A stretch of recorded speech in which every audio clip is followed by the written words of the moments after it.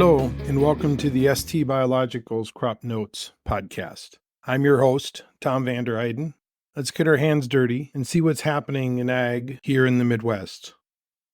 Well, we're looking at our first very good week of warm and dry weather for much of the upper Midwest. So this looks good for getting those last herbicide applications and getting some things completed in our fields. So I think that's a great opportunity that's going to be coming this week. The other thing is we've been so cold and so wet in many areas.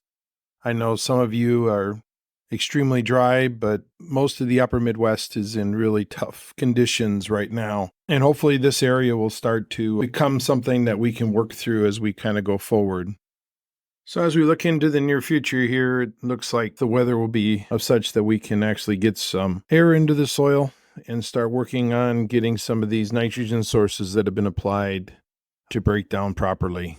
This is one of the largest issues that we've been facing this spring and early summer is getting these manures and all of these nitrogen sources to break down properly over the last number of weeks. And so much of the corn is still looking yellow, or that's got wet roots and just isn't able to really start that process of actual growth. So hopefully with the warm weather this week and the opportunities that we're going to be faced with, that we can now start to see the growth that we need to get this corn off and running.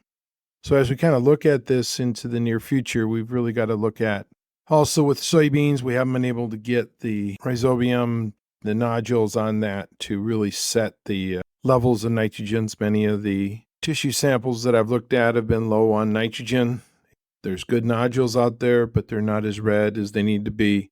So we're just not seeing that growth of the nodules that we really need to in order to get that nitrogen level up over 5 on many of the tissue samples. At this point, we are in flower, where many of the places are R1 to R2 now. So that's a big step for the soybean crop. And again, some heat and a little bit of dry weather will help. Now, I'm not saying we want to turn the rain off. I'm not saying that. We just need a few days of dry weather to get some things caught back up.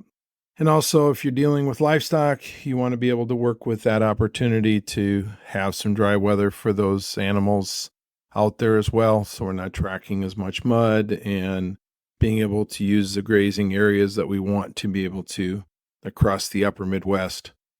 So as we look into the regenerative ag aspect of this podcast, as we look at what are some of the things that we really need to concentrate on between now and looking at harvest after you get all your chemical work done and looking at some of the foliar work and getting tissue samples pulled now that we're going to get some warm weather, this will allow us now to really be able to look at those samples and be able to make some good conscious decisions about putting on some foliar fertilizers, utilizing the nanotechnology that is out here now that'll give us the greater absorption through endocytosis, allowing that nutrient to be pulled in mass into the plant.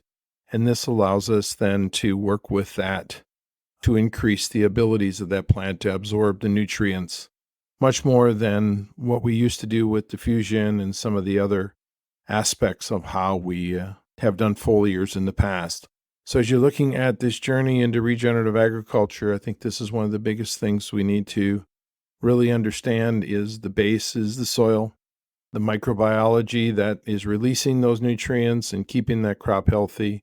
And then as we look at the nutrients needed to keep that crop in full production as we go forward. As you kind of look at what is this journey that we have to go through, it's not an easy one. There's many setbacks as we go through this. But as we walk through these podcasts and hopefully through some of the thought processes, we can alleviate some of that hesitation that many people might have of getting in to the fields and being able to work with some of the concepts and the ideas. We're seeing very good results out here with being able to get down nutrients and improving forage quality, especially for our livestock producers, being able to increase the ability of sugar beets to set sugar through the applications of potassium late in the season, and being able to get that part of it completed. You get additional test weights in corn and soybeans by getting those later applications of potassium and boron. Those are all going to be critical pieces as we move through these podcasts over the next number of weeks. So that's it for this week. If you'd like to improve your soil health at your farm and get in touch with the ST Biologicals teams, that's stbiologicals.com. Thanks for listening. And remember that when soil speaks, we listen. Have a great day.